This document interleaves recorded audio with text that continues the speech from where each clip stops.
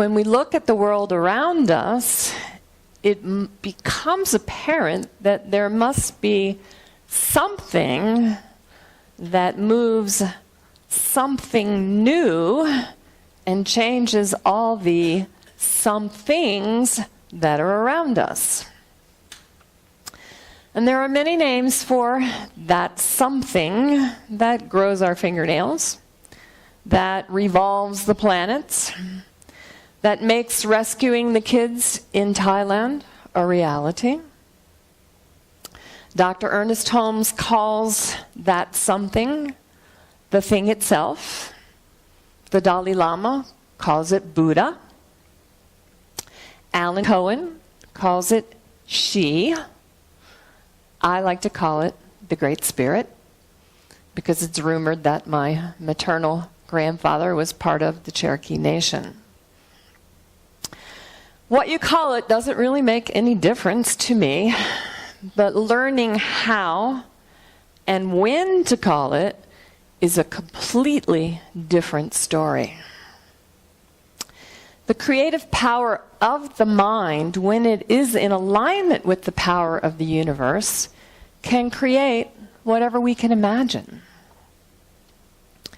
When we get a better grasp of this possibility of expression, we can begin to direct our thought purposefully to create whatever we believe. So if this is true, why do some people succeed and others fail? The Cornerstone to Freedom, which is the title of my talk this morning, is about discovering how this intangible and unseen something works. In the song, they sang about looking for freedom, that it might cost everything we have to find it. It may take everything we have to find it from our heart and soul. But Dr. Ernest Holmes teaches us in A New Design for Living to imagine that there is something opposed to God cannot be based on the evidence we discover in our own minds or in the physical world around us. Whenever we plant vegetables or flowers or trees, there is something within the soil that responds to the seeds when we bury them. And that something is the innate underlying intelligence of the universe. If we plant acorns, we can't expect to produce apples. If we plant zucchini, we can't expect to get lettuce. Spiritual laws work exactly the same way. If we plant seeds of doubt, we can't expect to experience possibility. If we plant seeds of love, we're going to experience love.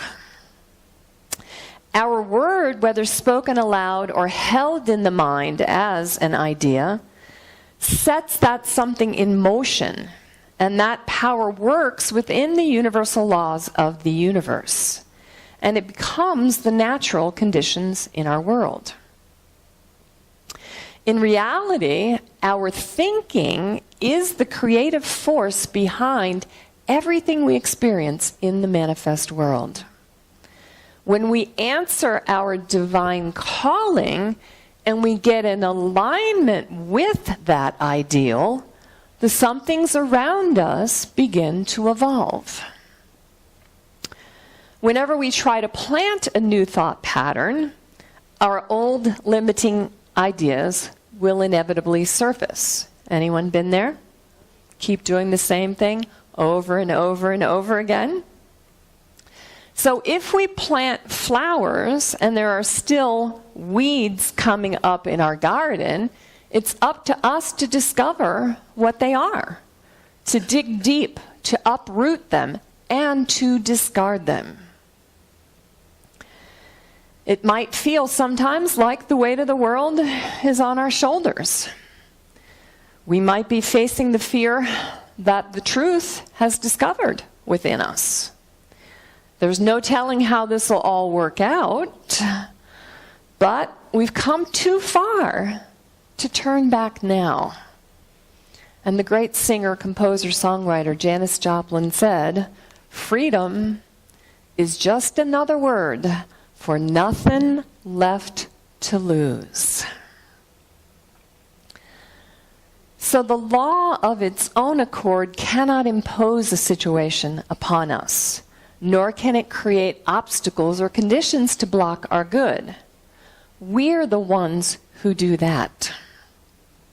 The universal power only knows to give, and it always guides us towards right action. So there are 3 steps that I want to share with you this morning about discovering our own version of this truth. And the first step is to understand that thought comes first. So thought is the raw material from which our experience is created. There are no limit to the possibilities inherent in our thinking. As individuals, we have a mind. We think, and we have the power to choose. And I cannot stress how important it is for us to be mindful of what we let into our experience. So let's do an affirmation together this morning. Everything and everyone I encounter, everything and everyone I encounter is loving and supportive. Is loving and supportive.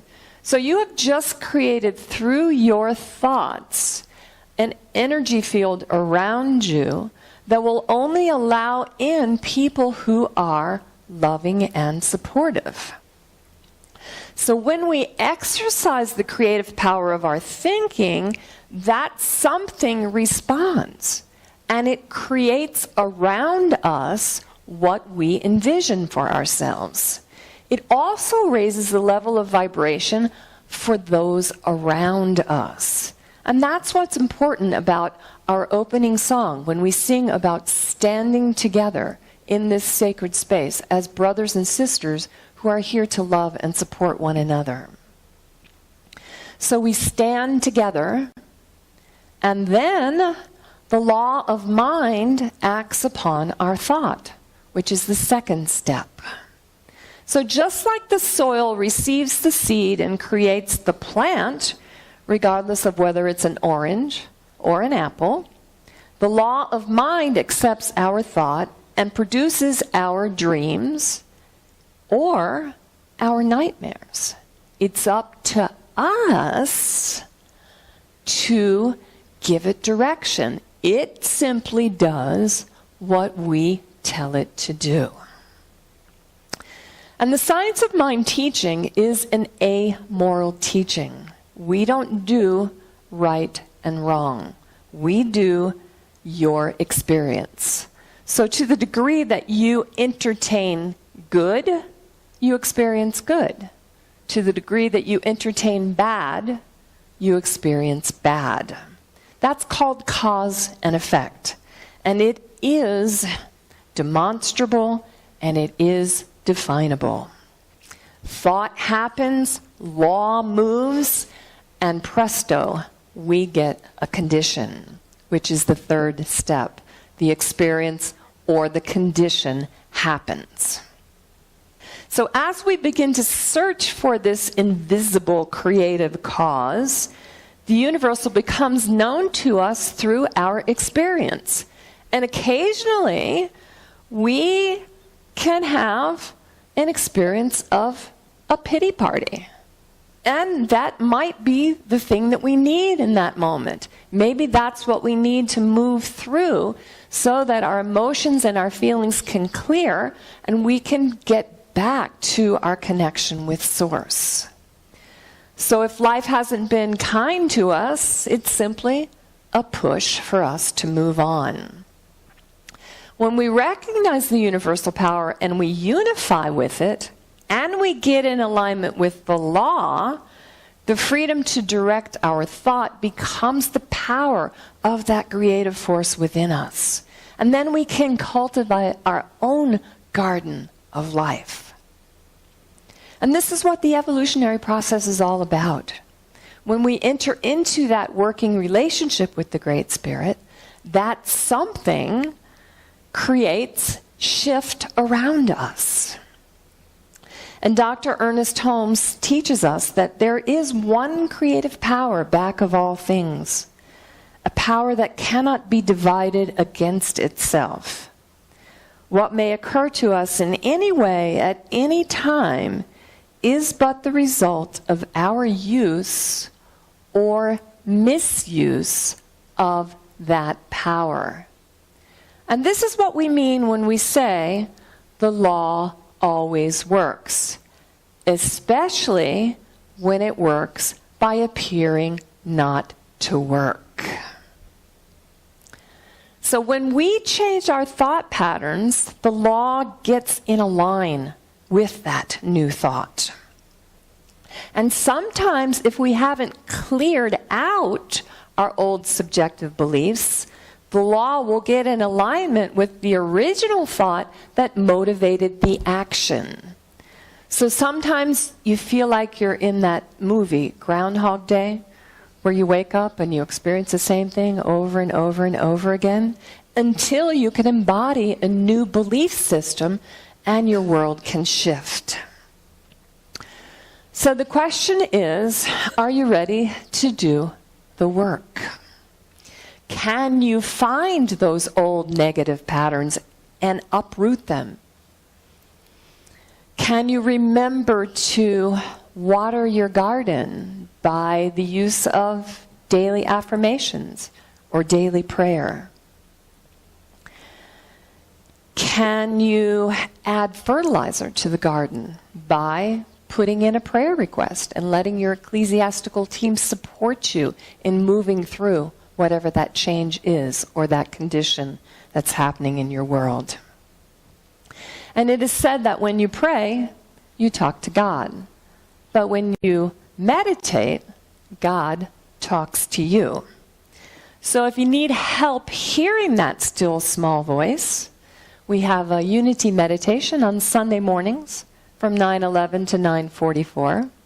We have heartfelt peace meditations on Wednesday from 6 until 7. And starting in the fall, we will be having a Saturday morning meditation as well. So if we don't like what's happening around us, we can resign ourselves to fate. We can pull the covers over our head. I felt like that on Tuesday morning when I woke up. But sometimes that can be a good thing because you do have to clear out all those emotions. But we are the only species on the planet that has choice. So it's up to us to reach out and find the support that we need. And that's what this community is all about. We are here to love and support one another.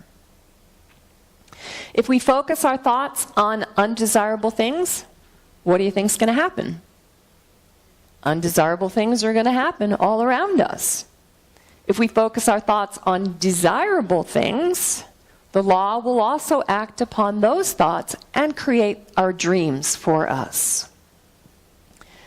Good things are coming, and I ain't gonna not believe. So the Cornerstone of Freedom is about learning to trust in the process, listening to that still small voice inside of our head. There is nothing in nature that is against us, except what we do to ourselves. Has anyone ever given you a compliment and you say something like, "Oh, I've had this for like 100 years"? Accept the compliment. Feel the energy, feel the love that's within that moment. There is a power for good in the universe greater than we are, and we can use it. But until we consciously merge with the divine unity of oneness, we won't be able to see beyond the appearances to discover, or more accurately remember, the truth that is waiting to be revealed from within each of us. And I'd like to close this morning with the last paragraph in the book written by Dr. Ernest Holmes entitled A New Design for Living, which is what my talk is based upon this morning. The great adventure lies ahead of you. Discover within yourself that divine spark, which may be fanned into a glowing flame, giving you warmth and security.